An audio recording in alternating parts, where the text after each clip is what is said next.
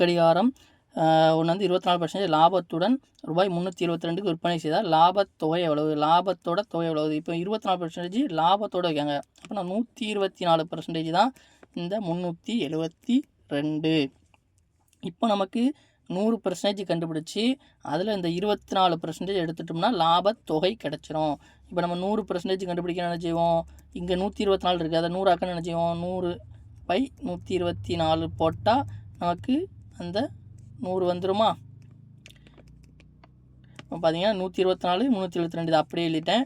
கோடி நமக்கு 100 வாங்கும்போது ஒரு 100/124 போட்டால் 124 பேரும் 100 வந்துடும். அதேமாதிரி இங்கோடி 100/124 போட்டால் இந்த பக்கமும் 100/124 போடணும். படி கொடுங்க. ஒரு 124 24 3 124 372. அப்போ 300 100%ங்கிறது 300.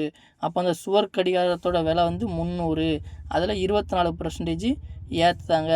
ஒரு 300ல் 24% எவ்வளவு? 72.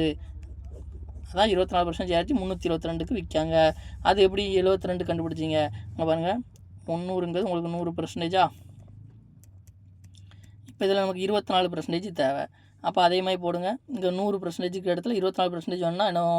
100 24/100 போட்டோம்னா ஒரு 100 பேரும் 24% கூடி வந்துடும். இங்கோடி 24/100 போட்டால் இங்கோடியும் 24/100 போடணுமா? 2 0 2 0 அடிச்சிடும். 3 24 எத்தனை? 72. இங்கோடி 24%.